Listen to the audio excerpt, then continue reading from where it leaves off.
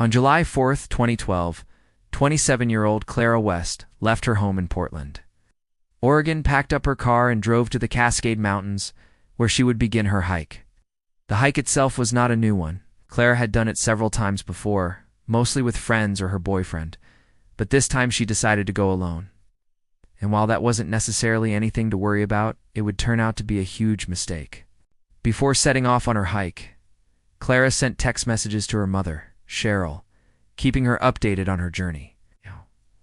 She sent pictures of the cute animals she saw along the way and described how beautiful the weather was. When Cheryl got to the part of the messages where Clara said she made camp for the night and would be back in touch in the morning, she felt reassured. Her daughter was experienced, prepared, and smart. If anyone could handle being alone in the wilderness, it was Clara. But when the next morning came and went without a message from her daughter, Cheryl started to get worried.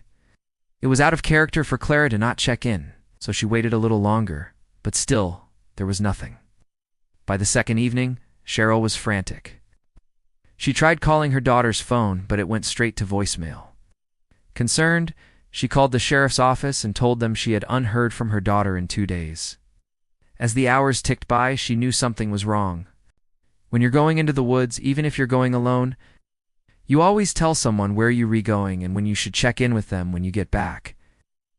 And when that doesn't happen, people start to get worried. That was definitely the case with Clara, who not only didn't check in with her mom when she got back, but she also didn't show up at all. The officers took Cheryl's report and then did the first thing they always do when someone disappears in the wilderness. They dispatched an air crew to search the area.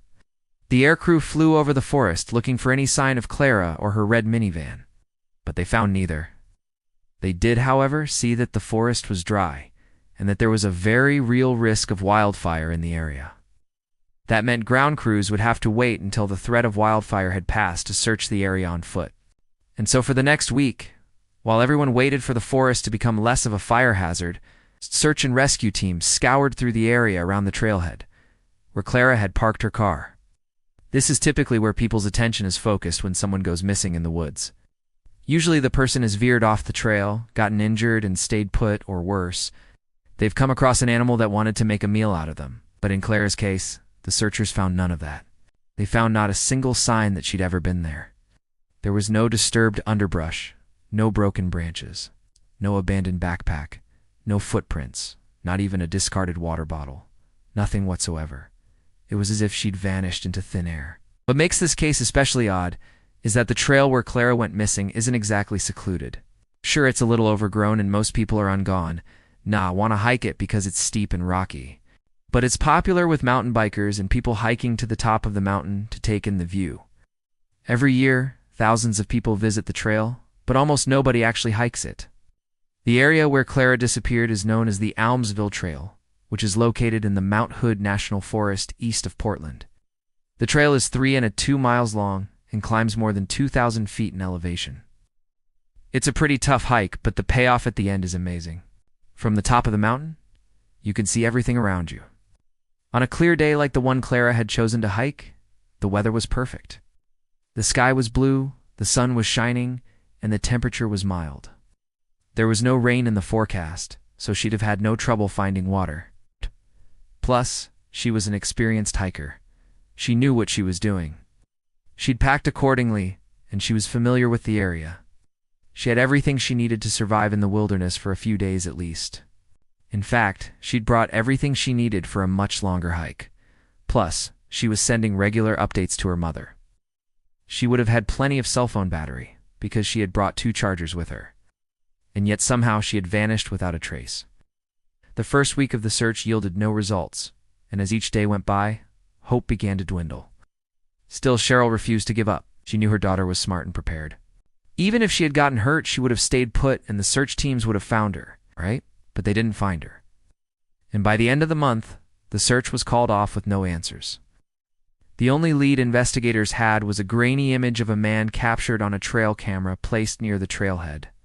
But even though he appeared to be carrying a backpack, he wasn't considered a suspect, and he was never identified. For the next 6 years, the case went cold with almost no media coverage. Cheryl spent her days searching for answers, combing through online forums, reaching out to psychics and looking for any new leads. Then in 2018, when she finally felt ready, she returned to the trailhead and hiked up the mountain to the spot where Clara had last been seen. It was here, in the spot where Clara's trail went cold, that Cheryl hoped she might find something, anything, that could bring her daughter home. After walking a ways up the trail, she noticed a blue sleeping bag on the ground beneath some trees. Cheryl's heart skipped a beat. Could this be Clara's bag? She cautiously approached it and reached out to touch it, but she pulled her hand back quickly when she saw that it was zipped shut. If the bag was zipped shut, it meant there was something inside it. Carefully, she unzipped the bag and looked inside. She felt sick to her stomach at what she found. The sleeping bag was empty. There was no sign of Clara, but Cheryl soon realized that the zipper had been closed from the outside, meaning whoever had put Clara in the bag had zipped it shut after she'd gotten inside. With newfound determination, Cheryl called the police and told them she'd found the sleeping bag. Officers were dispatched to the area to search for signs of foul play. They found the blue sleeping bag with what appeared to be a small hole near the bottom. It was also filled with small pebbles, which would explain why it had been weighted down enough to stay submerged underwater. But they didn't find Clara. The only other thing they found was a green jacket in a nearby lake.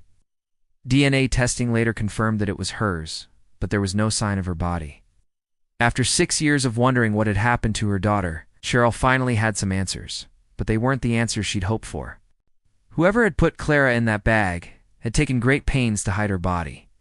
Why? Today, the case remains unsolved and Cheryl continues to search for answers. Despite the lack of progress, she hasn't given up hope that someday she'll be able to lay her daughter to rest. Maybe one day we'll learn what really happened to Clara, but until then, her story serves as a warning to all of us who love to spend time in the great outdoors. Even if you're careful and prepared, things can still go wrong. Just ask Cheryl. Have you ever seen anything strange while hiking? Let me know in the comments below. And don't forget to subscribe. Thanks for watching.